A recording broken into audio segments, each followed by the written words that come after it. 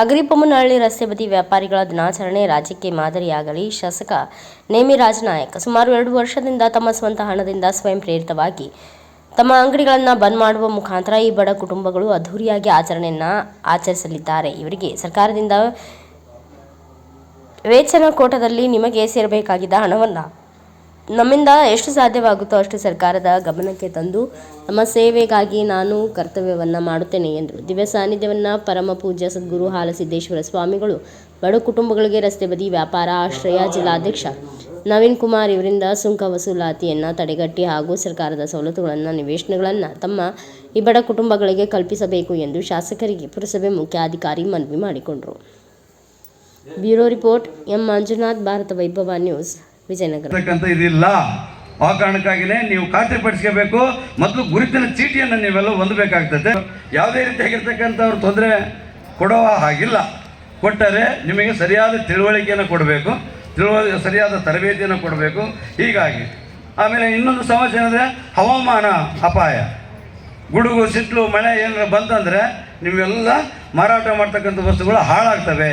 ಇದಕ್ಕೆಲ್ಲ ಸರ್ಕಾರಗಳು ಸ್ಥಳೀಯ ಸಂಸ್ಥೆಗಳು ಸೂಕ್ತವಾಗಿರ್ತಕ್ಕಂಥ ಭದ್ರತೆಯನ್ನು ಕೊಡಬೇಕಾಗ್ತದೆ ಅನ್ನುವಂಥದ್ದು. ಹೀಗಾಗಿ ಈ ಒಂದು ಸಾಲಗಾರ ಶೋಷಣೆ ತಂದು ಏನೋ ಒಂದು ಬಂಡವಾಳ ಹಾಕಿಂದಿರ್ತೀವಿ, ವಸ್ತುಗಳು ಹೋಗಿರೋದಿಲ್ಲ, ಲಾಸ್ ಆಗ್ತೈತಿ.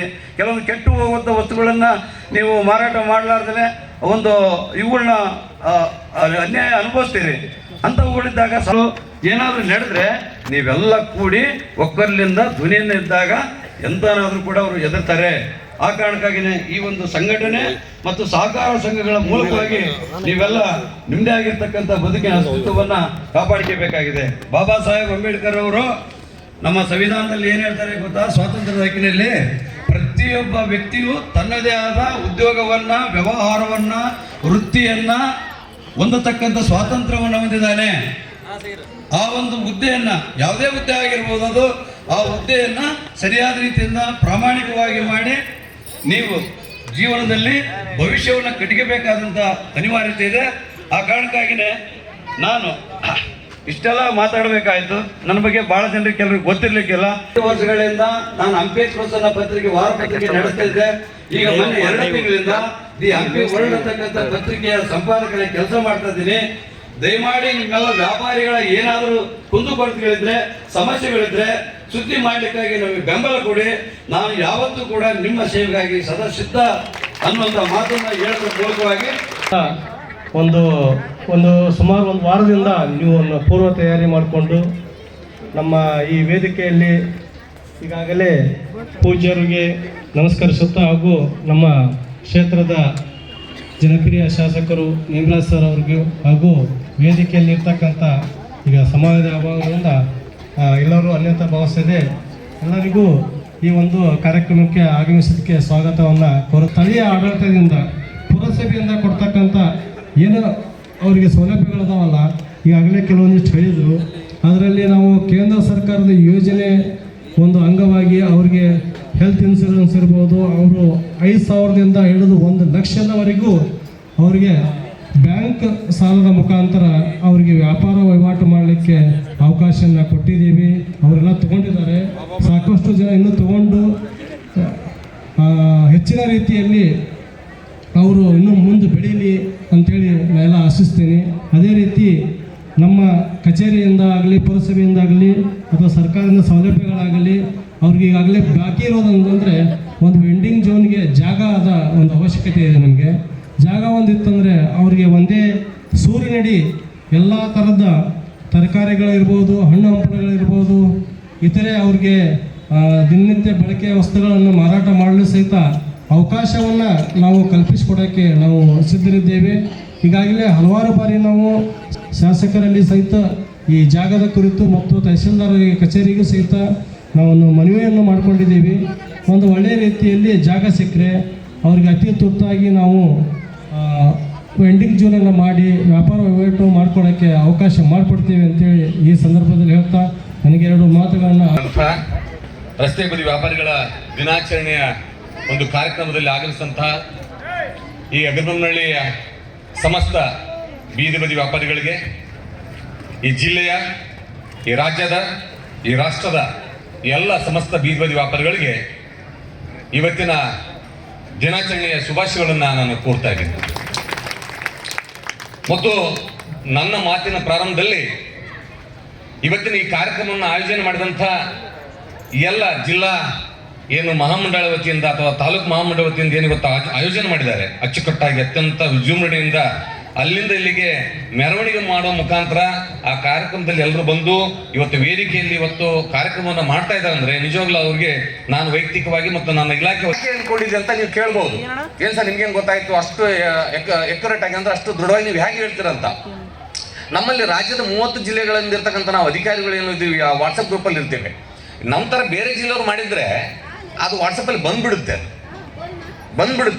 ಅದು ಸಣ್ಣದಿರಲಿ ದೊಡ್ಡದಿರಲಿ ಏನೇ ಇರಲಿ ಬಂದ್ಬಿಡುತ್ತೆ. ಆದರೆ ದಿನಾಚರಣೆಯನ್ನು ಇದು 2ನೇ ಬಾರಿಯಾಗಿ ಯಶಸ್ವಿಯಾಗಿ ಅತ್ಯಂತ ಅಚ್ಚುಕಟ್ಟಾಗಿ ಏನು ಇವತ್ತು ಮಾಡ್ತಾ ಇದ್ರಿ, ಇದು ನಿಮ್ಮಲ್ಲಿರ್ತಕ್ಕಂಥ ಸಂಘಟನೆ ಅಂತ ನಾನು ಭಾವಿಸ್ತೇನೆ.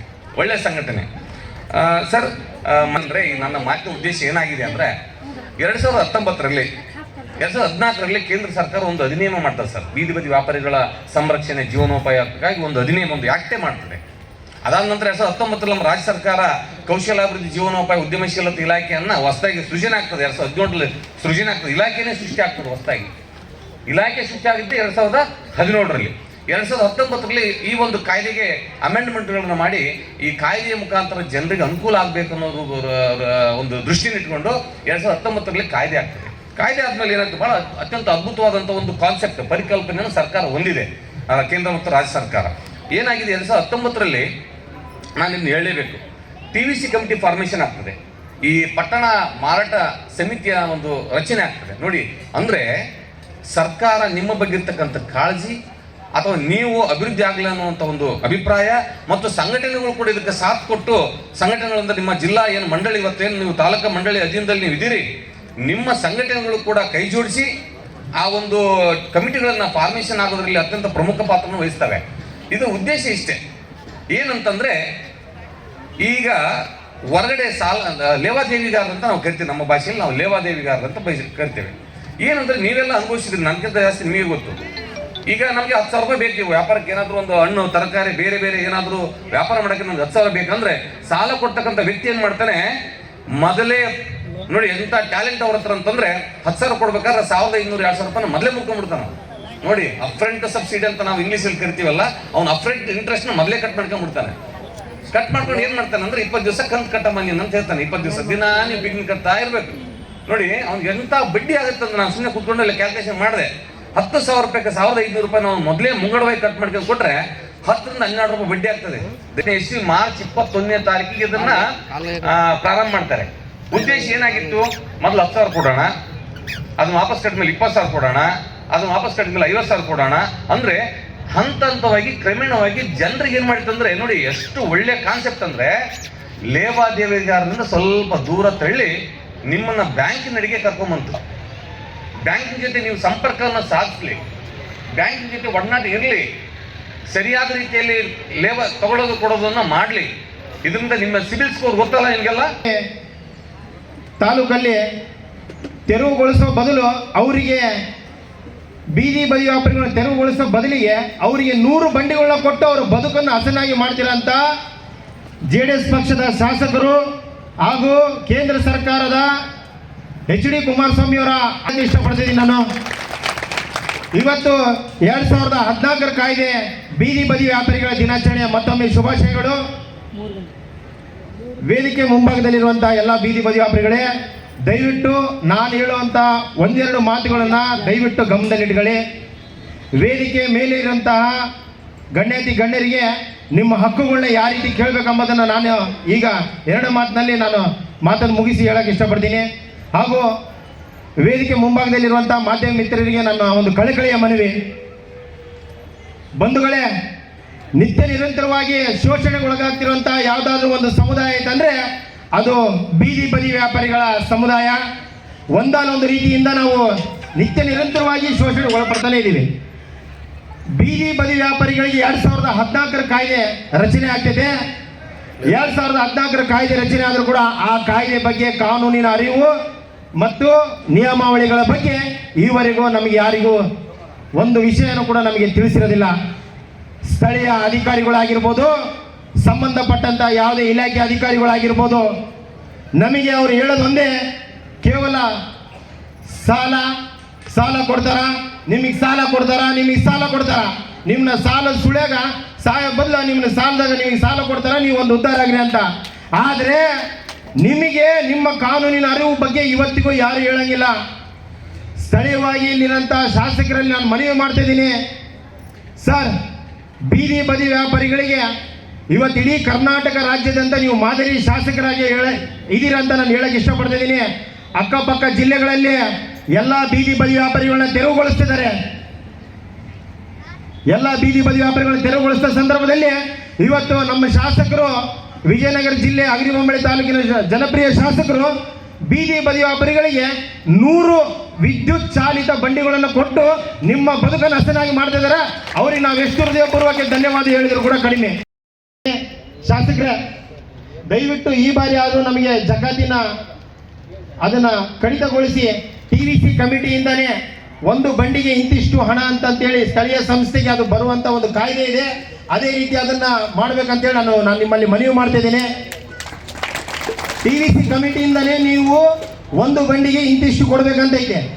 ಮೊದಲನೇದಾಗಿ 2014 ಕಾಯ್ದೆ ಬಗ್ಗೆ ಕಾನೂನು ಅರಿವು 6 ಅಡಿ ಫುಟ್ಪಾತ್ ಇತ್ತಂದ್ರೆ 6 ಅಡಿ ಫುಟ್ಪಾತ್ನಲ್ಲಿ ನೀವು ವ್ಯಾಪಾರ ಮಾಡಕ್ಕೆ ಅವಕಾಶ ಇರ್ತೈತೆ. 4 ಅಡಿ ಸಾರ್ವಜನಿಕ ಪಾದಚಾರಿ ಹೋಗೋರಿಗೆ ಬರೋರಿಗೆ ಅವಕಾಶ ಇರ್ತೈತೆ. ಫುಟ್ಪಾತ್ನ ಅಕ್ರಮ ಮಾಡಿದವರು ಬೀದಿ ಬದಿ ವ್ಯಾಪಾರಿಗಳಲ್ಲ. ಫುಟ್ಪಾತ್ ಅಕ್ರಮ ಮಾಡಿದ್ರು ವಾಣಿಜ್ಯ ಮಳಿಗೆದಾರ ಅಂತ ಹೇಳಕ್ ಇಷ್ಟಪಡ್ತೀನಿ. ವಾಣಿಜ್ಯ ಅಕ್ರಮ ಕಟ್ಟಡಗಳು ಬಹಳಷ್ಟು ಜನ ಮುಂದೆ ಬಂದಿರ್ತಾರೆ, ಅವರಿಗೆ ಅವಕಾಶ ಇಲ್ಲ. ನಮ್ಮನ್ನ ಪದೇ ಪದೇ ಎಲ್ಲಿ ಬೇಕಾದ್ರೆ ರಾಜ್ಯಾದ್ಯಂತ ಬೀದಿ ಬದಿ ವ್ಯಾಪಾರಿಗಳು ತೆರವುಗೊಳಿಸಬೇಕು. ಅಕ್ರಮ ಬೀದಿ ಬದಿ ವ್ಯಾಪಾರಿಗಳು ಫುಟ್ಪಾತ್ ಅನ್ನು ಅಕ್ರಮ ಅಕ್ರಮ ಮಾಡ್ಕೊಂಡಿರೋರು ವಾಣಿಜ್ಯ ಮಳಿಗೆದಾರರು. ಅಕ್ರಮ ಮಾಡ್ತಿರೋರ ಬಗ್ಗೆ ಬಹಳಷ್ಟು ಜನ ಇದಾರ, ಅವ್ರ ಬಗ್ಗೆ ಯಾವ್ದಿಲ್ಲ. ಕಾಯ್ದೆ ಕಾನೂನು ಬಡವರ ಬಂಧು ಕಾರ್ಯಕ್ರಮ ಏನಿತ್ತಲ್ಲ, ಅದು ಸ್ಥಳೀಯ ಸಂಸ್ಥೆಗೆ ಆಡಳಿತಕ್ಕೆ ಒಳಪಟ್ಟಿತ್ತು. ಅಂದ್ರೆ ನಿಜವಾದ ಬೀದಿ ಬದಿ ವ್ಯಾಪಾರಿ ಯಾರಿದಾರ ಅವನಿಗೆ ಮಾತ್ರ ಅದು ನಿಜವಾದ ಫಲಾನುಭವಿ ಯಾರು ಎಂಬುದನ್ನ ಸರಿಯಾಗಿ ಸ್ಥಳೀಯ ಸಂಸ್ಥೆ ಕೊಡ್ತಾ ಇತ್ತು.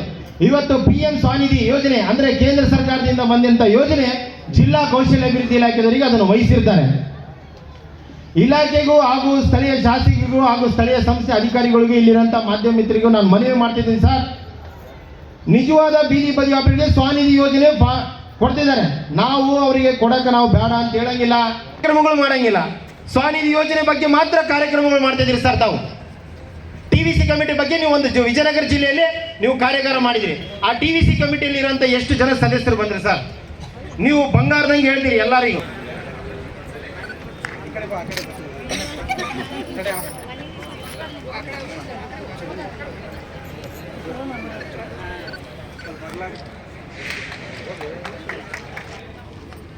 ನಾನು ಹೋದ ಸಲನೇ ಹೇಳಿದೆ, ನಾನು ಮುಗಳಿಯವರಿಗೆ ಹೇಳಿದೆ, ಆಮೇಲೆ ಸಂಘದವರಿಗೆ ಹೇಳಿದ್ದೀನಿ, ದಯಮಾಡಿ ನಾನು ಯಾಕಂದ್ರೆ ಹೇಳಿ ನಾನು 2.5 ವರ್ಷ ಕಳೀತು.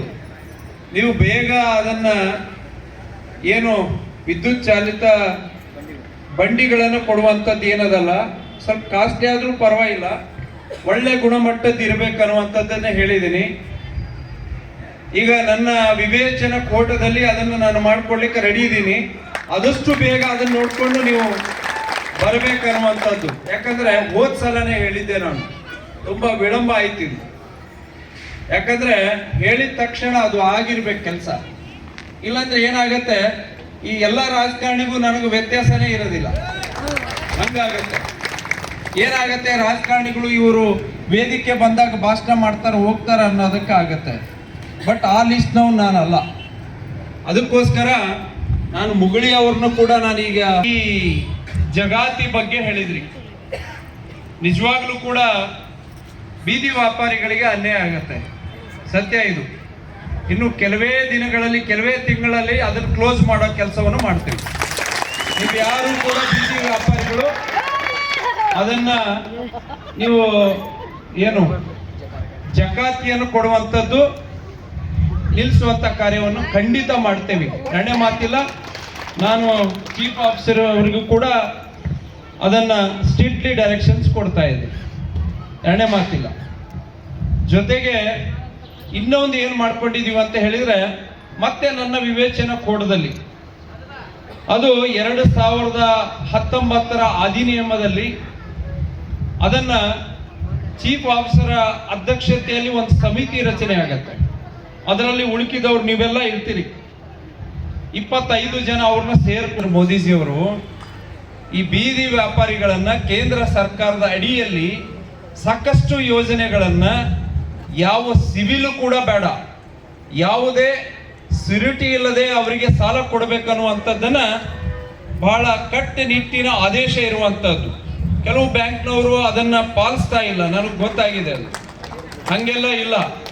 ಹಂಗ ಬ್ಯಾಂಕ್ನವ್ರು ನಿಮ್ಗೆ ಸಾಲ ಕೊಡುವುದಿಲ್ಲ ಅಂತ ಹೇಳಿದ್ರೆ ನಾವು ಮೇಲ್ಮಟ್ಟದಲ್ಲಿ ಶಾಸಕರು ಮತ್ತು ಸಂಸದರ ಇಲ್ಲ ಸರ್ಕಾರದ ಮಟ್ಟದಲ್ಲಿ ನಾವು ನಮ್ಮ ಹೋರಾಟವನ್ನು ಮಾಡ್ತೇವೆ ಮತ್ತು ಮೇಲೆವರೆಗೂ ಕೂಡ ನಾವು ಪತ್ರವನ್ನ ಪ್ರೈಮ್ ಮಿನಿಸ್ಟರ್ ಲೆವೆಲ್ ಬರೆಯುವಂತ ಕಾರ್ಯವನ್ನು ಮಾಡ್ತೀವಿ ಅನ್ನುವಂಥದ್ದು ನೇರವಾಗಿ ಹೇಳಬೇಕು. ಆ ವಿವೇಚನಾ ಕೋಟದಲ್ಲಿ ಎಷ್ಟು ಕೊಡ್ಲಿಕ್ಕೆ ಪ್ರಾವಿಷನ್ ಅದ, 10 ಲಕ್ಷನೋ 15 ಲಕ್ಷ ಆ ಕಮಿಟಿ ಕೊಟ್ಟು ಆ ಕಮಿಟಿ ನಿಮಗೆ ಎಮರ್ಜೆನ್ಸಿಗೆ ಒಂದು 50,000ನೋ 30,000ನೋ 40,000ನೋ ನಿಮಗೆ ಆ ಹಣ ನಿಮ್ಮ ವ್ಯಾಪಾರಕ್ಕಾಗಿ ಕೊಡುವಂತ ವ್ಯವಸ್ಥೆಗೆ ಅದನ್ನು ಪ್ಲಾನ್ ಮಾಡಲಿಕ್ಕೆ ನಾನು ನಮ್ಮ ಜಿಲ್ಲಾ ಅಧಿಕಾರಿಗಳಿಗೆ ಮತ್ತೆ ನಮ್ಮ ಚೀಫ್ ಆಫೀಸರಿಗೂ ಕೂಡ ನಾನು ಅದನ್ನ ಹೇಳಿದ್ದೀನಿ. ಯಾಕಂತ ಹೇಳಿದ್ರೆ ಅಧಿಕಾರ ಇರೋದು ಕೊಟ್ಟಿರೋದು ನಿಮಗಾಗಿ. ನಾವು ನಿಮ್ಮ ಯಾವ ರೀತಿ ನಾವು ನಿಮಗೆ ಸೇವೆ ಮಾಡಲಿಕ್ಕೆ ಅನುಕೂಲ ಆಗತ್ತೆ, ಯಾವ ಯಾವ ಆ್ಯಂಗಲ್ನಲ್ಲಿ ಹೆಂಗೆ ಸಹಾಯ ಮಾಡಲಿಕ್ಕೆ ಆಗತ್ತೆ ಅನ್ನುವಂಥದ್ದನ್ನ ನಾವು ಅದು ಪ್ರಾಮಾಣಿಕವಾಗಿ ನಿಮ್ಮನ್ನ ಅನುಕೂಲ ಮಾಡೋ ರೀತಿಯಲ್ಲಿ ಅದನ್ನು ಮಾಡಿಕೊಳ್ಳೋಣ. ಹಾಗಾಗಿ ಇವತ್ತು ಈ ವಸತಿ ಬಗ್ಗೆ ಕೂಡ ಸರ್ಕಾರದಲ್ಲಿ ನಾನು ಅನೇಕ ಬಾರಿ ಕೇಳಾಗಿದೆ. ವಸತಿ ನಿಮ್ಮಂಥವರಿಗೆ ಮೊಟ್ಟ ಮೊದಲನೇದಾಗಿ ಕೊಡಬೇಕು. ಒಂದು ಮನೆಯಲ್ಲಿ ಸಾಕಷ್ಟು ಜನ ವಾಸವಾಗಿರುವಂಥದ್ದು, ಒಂದೇ ಚಿಕ್ಕ ಮನೆಯಲ್ಲಿ ವಾಸ ಆಗಿರುವಂಥದ್ದು. ಇವತ್ತು ಸರ್ಕಾರದಲ್ಲಿ ಪರಿಸ್ಥಿತಿ ಹೆಂಗದ ಅನ್ನುವಂಥದ್ದು ನಾನು ಹೆಚ್ಚು ಹೇಳಬೇಕಾಗಿಲ್ಲ, ನಿಮಗೆಲ್ಲ ಚೆನ್ನಾಗಿ ಗೊತ್ತಿದೆ. ನಾವು ಬೆಳಗಾವಿ ಅಧಿವೇಶನದಲ್ಲಿ ಕರ್ನಾಟಕ ಮತ್ತು ಉತ್ತರ ಕರ್ನಾಟಕ ಸೇರಿ 2,30,000 ಎಷ್ಟು ಹೇಳಿದ್ರು ಅವತ್ತು. ಅಂಕಿಅಂಶ ಇದ್ರಾಗ ತೆಗೆದ್ರೆ ಗೊತ್ತಾಗತ್ತೆ. ಹಂಗಂದಾಗ ಎಲ್ಲರೂ ಎದ್ದು ನಿಂತು ಅದನ್ನು ಕೇಳಿದ್ರೆ ಮೌನ.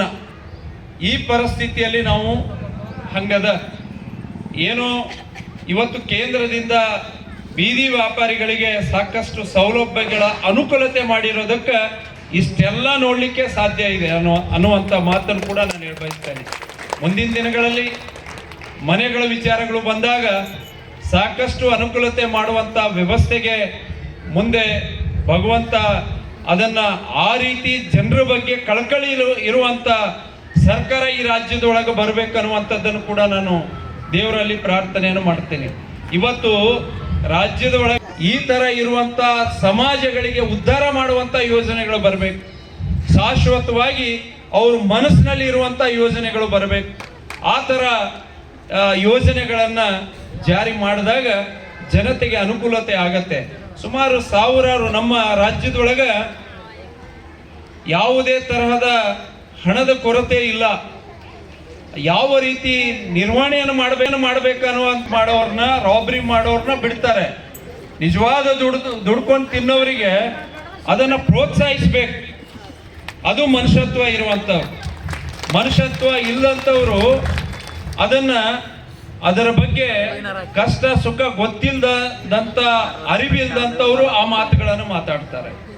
ಅವರಿಗೆ ನಿಜವಾಗ್ಲೂ ಕಷ್ಟ ಅನ್ನುವಂಥದ್ದಾಗ್ಲಿ, ಅವರ ಕುಟುಂಬದ ಕಷ್ಟಗಳು, ಮನೆತನದ ಕಷ್ಟಗಳು, ನೋವುಗಳು ಗೊತ್ತಿಲ್ಲದವನು ಆ ರೀತಿ ಮಾಡ್ತಾನೆ. ಇದರಲ್ಲಿ ಇನ್ನೊಂದು ಹೇಳ ಬಯಸ್ತೇನೆ. ಮತ್ತು ಚುನಾವಣೆಗಳು ಸ್ಟಾರ್ಟ್ ಆದಾಗ ಮತ್ತೆ ರಿಸಲ್ಟ್ ಬಂದು ಮಾರನೇ ದಿನದಲ್ಲೇ ಅಲ್ಲಿ ರಾಜಕೀಯ ಅಂತ್ಯ ಮಾಡಬೇಕು. ಕೆಲವರು ಅವರು ಅರ್ಥ ಮಾಡ್ಕೊಳ್ಳಿ ಅನ್ನುವಂಥ ಮಾತನ್ನು ಕೂಡ ಈ ದಿಸೆಯಲ್ಲಿ ಹೇಳ್ತಾ, ಇವತ್ತು ನಿಮ್ಮ ಬೆನ್ನಿಗೆ ನಿಲ್ಲುವಂಥ ಕಾರ್ಯವನ್ನು ಮಾಡ್ತೇವೆ. ಅತಿ ಶೀಘ್ರದಲ್ಲಿ ಇವೆರಡೂ ಕೆಲಸನೂ ನಾನು ಮಾಡಿಕೊಡ್ತೀನಿ. ಏನು ಕಾರಣಕ್ಕೂ ಕೂಡ ಭಗವಂತನ ದಯದಿಂದ 2023-28 ಭಗವಂತನ ದಯದಿಂದ ಏನಾರ ಸರ್ಕಾರ ಜನಪರ ಕಳಕಳಿ ಇರುವಂತ ಸರ್ಕಾರ ಬಂದ್ರೆ ನೀವು ಯೋಚನೆ ಮಾಡೋ ಅಂತ ಅವಶ್ಯಕತೆನೂ ಇಲ್ಲ. ಮನೆಗಳು ನಿಮ್ಮ ಮನೆ ಬಾಗಿಲಿಗೆ ತಂದು ಕೊಡುವಂತ ವ್ಯವಸ್ಥೆ ಆಗ್ತದೆ. ಅವಾಗ ಯಾವುದೇ ಯೋಜನೆಗಳು ಕೂಡ ಮನೆ ಬಾಗಿಲಿಗೆ ಬರುವಂಥದ್ದಾಗತ್ತೆ. ಯಾಕಂತ ಹೇಳಿದ್ರೆ ನಮ್ಮ ಕೂಗು ಕೇಳಲಾರದ ಪರಿಸ್ಥಿತಿಯಲ್ಲಿ ಇವತ್ತು ರಾಜ್ಯದ ಜನತೆ ಕಷ್ಟದಲ್ಲಿ ಸಂಕಟದಲ್ಲಿ ಇದ್ದಾರೆ ಅನ್ನುವಂಥದ್ದು ಕೂಡ ನನಗೆ ಅರಿವಿದೆ. ಅದರ ಅರ್ಥ ಕೂಡ ನಾನು ಮಾಡ್ಕೊಂಡಿದ್ದೀನಿ ಅನ್ನುವಂಥ ಮಾತನ್ನು ಕೂಡ ಈ ದಿಸೆಯಲ್ಲಿ ಹೇಳಿ, ಇವತ್ತಿನ ಈ ಕಾರ್ಯಕ್ರಮಕ್ಕೆ ನಾನು ಬದ್ಧನಾಗಿದ್ದೇನೆ ಅನ್ನುವಂಥ ಮಾತನ್ನು ಕೂಡ ಈ ದಿಸೆಯಲ್ಲಿ ಹೇಳಿ 2 ಮಾತನ್ನು ಮುಗಿಸ್ತೇನೆ. ಮಡ್ಕ ದಂಧೆಗೆ ಈ ಜಗತ್ತಿನಲ್ಲಿ ಯಾರು ಉದ್ಧಾರ ಆಗಿದ್ದಾರೆ ಹೇಳಿ? ಯಾರು ಶ್ರೀಮಂತರು ಆಡ್ತಾರ? ಇದನ್ನ ಆಡುವುದಿಲ್ಲ. ಈ IPL ಇಂದ ಎಷ್ಟೋ ಜನ ಮನೆ ತೆಗೆದವರೆ, ಮತ್ತೆ ಇಸ್ಪೇಟ್ ಕ್ಲಬ್ಗಳಿಂದ ಮನೆಗಳು ಹೋಗಿದವು. ಕೆಲವರು ನಮ್ಮ ಹತ್ರ ಬಂದಿದ್ರು, ಕಪಾಳಕ್ಕೆ ಹೊಡೆದು ಓಡಿಸಿದೀನಿ, ತಿಂಗಳ ಇಷ್ಟು ಕೊಡ್ತೀವಿ ಅಂತ ಬಂದಿದ್ರು. ಕಪಾಳಕ್ಕೆ ಹೊಡೆದೀನಿ, ನಿನಗೇನು ಮಾನ ಮರ್ಯಾದೆ ಐತಲ್ಲ ಅಂತ ಹೇಳಿ.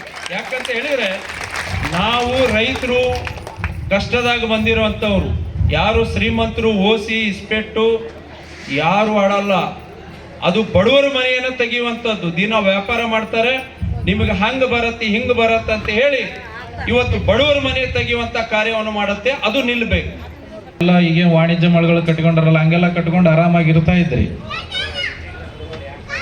ಕಷ್ಟದ ದಿನಗಳು ನಿಮ್ಮ ತಂದೆ ತಾಯಿಯಂದರು ದುಡ್ದಂತಕ್ಕಂಥ ಹಣವನ್ನ ಕೂಡಿಡಕ್ಕಾಗ್ಲಾರ್ದೇ ಸಾಲವನ್ನು ಮಾಡಿರ್ತಾರೆ. ಅದಕ್ಕೆಲ್ಲ ಸಾಲ ಕಟ್ಟಿ ಇನ್ನೂ ಸಾಲ ಉಳಿದುತ್ತಂದ್ರೆ ಇದ್ದ ಬದ್ದ ಭೂಮಿ ಮನೆ ಎಲ್ಲ ಮಾರಿಕೊಂಡು ಕಷ್ಟದ ಸಂದರ್ಭದಲ್ಲಿ ನಿಮ್ಮನ್ನು ಬೆಳೆಸಿ ಜೀವನವನ್ನು ಕಟ್ಟಿಕೊಳ್ಳಲಿಕ್ಕೆ ಇವತ್ತು ಬೀದಿ ಬದಿ ವ್ಯಾಪಾರ